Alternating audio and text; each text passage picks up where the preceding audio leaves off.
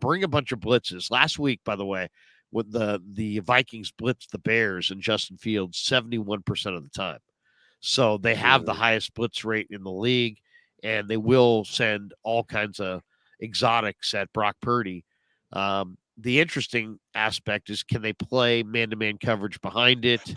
Can they stand up in coverage? The Giants blitzed Purdy a ton a couple weeks ago, and he, put a lot of pressure on Jake Brendel.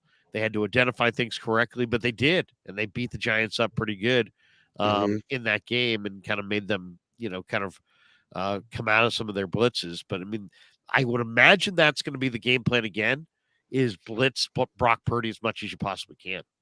Yeah, well, I mean, if that's what you do, good luck, because in Brock's short career, some of the tendencies that he's shown that are undeniable is for him to be remarkable against the blitz. I mean, that's what he actually shines at, is when you put him in a position where you kind of fall into that elite processing, right? So I do agree with you. What I would say is the overarching uh emotion or narrative that I got from the Browns game is that their secondary played so hard against us, right? They had corners that refused to be blocked, that stuck their nose into the run game. They had safeties that were running downhill. They were making a mess of things. And that's my biggest thing right now. I need to see what Harrison Barnes and Cameron Bynum are going to do. I mean, not Cameron Bynum and Harrison Smith. Sorry, Harrison Smith. I got the Warriors on the mind. So, with these guys, are you muted, Larry? Yeah, I think you're muted. Yeah, I was blowing my nose. Sorry. You were saying Harrison Barnes. I was thinking Yeah, of sorry. the Black Falcon for the Kings. Yeah, He's a yeah, hell of yeah, a yeah, guy. yeah, yeah. But for me, I do see that. Um, I don't think that they can play man behind what they do on their blitzing side, because I mean they do have to play man behind it, but it's really just so they could be sound. They're not actually good at playing man behind the blitz. That's why their defense is ranked so low. That's how they get burnt. Honestly, I do feel as though that they blitz because of the fact that they can't stop the run. So they just try to generate a pass rush and generate a lot of gap pressure. Right now, Harrison Smith and Cameron Bynum, Evans, uh, and Murphy Jr. They're all ranked on PFF, but I don't necessarily see them being like dogs. If they blitz, I feel like they're going to walk right into what we do well. You can't run zone against us, right? You can't give us answers to the test before we snap the ball. That's what we're experts at. That's what our offense is made to do, to find out what you're doing pre-snap. When you're in man, all of the evaluation and the processing happens after the snap, right? So with this defense, I feel as though that we're going to be right in the wheelhouse of what we do. This is going to be a good bounce back game for us. I'm just, like we mentioned before, I'm really just worried about the playing surface, man. I hate slip film turf. Players get injured on it all the time. It's and we've lost guys to that surface. So I am worried about that. But as far as what they're going to do defensively, they are heavy blitz. I mean, Daniil Hunter's their guy, but we're gonna do this every week, Larry. We're gonna do this every week. We're gonna see a guy in the NFL who's supposed to be the tip of the spear, who leads and charges their pass rush. Right now, if we're lucky, we get one guy. Past couple of weeks, we've been seeing multiple guys, but with Daniil Hunter, I'm not worried about Daniil Hunter on top of over top of Colton McKivitz. Colton McKivitz has seen TJ Watt, Aaron Donald. He's seen Myles Garrett. He's seen a lot of different guys, man. So now it's to the point now where we're in week 6, week 7, pushing. We should kind of get to the point now where he's pretty much seen what he's going to get on a week in and week out basis. So, I feel like this defense is really going to walk right into what we do. They can't blitz us. If you blitz us, we're going to find open guys all day long. And then on top of it, you're really kind of playing into our hand because we like to play the quick game. So it gets the ball out of Brock's hand quickly. He's in a controlled environment. He should do well. Well, I expect him to do well as well, but you never know. I mean, the Vikings defense is definitely it's improved. It's improved, and it's improved without changing the personnel, which tells you that Brian Flores is doing a nice job. You know, he's finding a way to improve. He's a one of the more flexible defensive coordinators who will change week to week what he does Mhm, to fit the game plan, and so that there's some unknown in how the Vikings are going to play. mhm. Um, you know, the other thing when you look at Hunter, Hunter is just so incredible right now.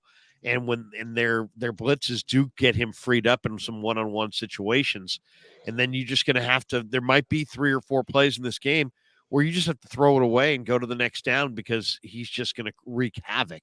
I mean, he's Mhm. just, especially if it's Jalen Moore. I would Right. say the Niners ought to give Hunter the Nick Bosa treatment and just park a Ship guy, him. just park a second guy over there and just let him know pre-snap that he's literally going to be battling 2-on-1. Sometimes guys get discouraged when they see constant combos, and maybe that's the route here. Dean Lowry's a little long in the tooth. Harrison Phillips is not the same player that he was a couple years ago. They're both Mhm. workmanlike inside, but they're not the kinds of guys that I'm really worried about. I think the Niners interior should be able to handle them. It's Yeah. more about Daniil Mhm. and Metellus and sending exotics off the edge. Yeah. Um, Yeah. you, you know, It's gonna be making sure that Harrison Smith and Cameron Bynum don't set those edges, right? Because those safeties were turning everything back inside against us in Cleveland, right? They were getting up to that edge, beating us to the punch. They just refused to be blocked on the edge. And that's really the modus operandi, how we go about doing things for our offense is yak the extra yards, right? Putting yourself in a position to carry the team, to carry the ball farther than a 5 yard catch should be, a 20 yard run afterwards, right? And what we also do is we like to get out on the edges with larger athletes to block smaller athletes, right? We like to get fullbacks on corners, linemen on safeties, linemen on linebackers. We really try to outrun the defensive line, right? To put ourselves where we can over leverage on the edge. But Cleveland wasn't having it. They were forcing shit back inside. Jawan Jennings, George Kittle, J- uh uh Juice, they all had bad days blocking against Cleveland. These guys refused to be blocked. They were fighting off blocks. They were pushing guys off of them, chasing down runners from behind, just making it a mess of things. And I feel like that's something that maybe this secondary could try to pull off against us. Because you know how the league is, Larry. It's a copycat league. well, I think Cleveland. It's funny. My whole takeaway on last week was just that I think that you're going to see Cleveland's defense continue to dominate. Hmm. Because when you Hmm. really look closely at their defense, the backside of their defense is just so incredible. Newsom and Denzel and Delpit and all them, all their guys in their secondary, the depth of their secondary, the talent, the athleticism, the range. I mean, they're really, really deep back there. Then Koromoa is just a phenomenal linebacker. I think he's one of the best in the game. And then Tomlinson played at a really high level, and they got Miles Garrett and Zadarius Smith, and they're playing games up front, and they were well coordinated games. So it's like you've got a talented front with Miles Garrett. You got a second level that's just taken over by And they're Koromoa. He's smart too. They're smart. and they're just and to me that is the you look at their numbers. I think when it's all said and done, this is going to be somewhat of a historic Cleveland Brown defense. So we'll see. We'll see what it looks like this week. A lot of people saying this is a big game for Brock Purdy because he needs to bounce back off of a bad game. But I'll say this: this would be the eye opener. That he didn't do well in Cleveland. That's not the eye opener. The eye opener will be if he struggles against this Viking defense, because this Viking defense is not the same caliber as as what we saw last week. Hmm. Um, I just that was my takeaway. We'll see what the Browns do going forward because we'll see how the schedule plays out. But I just Hmm. get the feeling that the Browns, if they hadn't lost Nick Chubb, if Deshaun Watson had not kind of regressed, that They'd be a they problem. were. I mean, they were a team that was a Super Bowl contender because of how Hmm. good they are on defense and how good they are at the line of scrimmage. But their O line's kind of regressed. Now is hurt, and Mhm. Watson's hurt, and Chubb's out. And so they're really just a killer defense. But Schwartz is a smart coordinator and he's got great talent. So I mean, when you got a great plan and you got great talent, you're fantastic. And I thought their defense last week was, the Niners made them look better, but because they weren't particularly sharp, and they did go down the field on that defense on the first drive, and they had some success moving it down the field on the final drive. But in Mhm. between, it just they were bothered constantly by Brock Purdy was running for his life. The ball, they were. I mean, you got O-line to had a give bad day.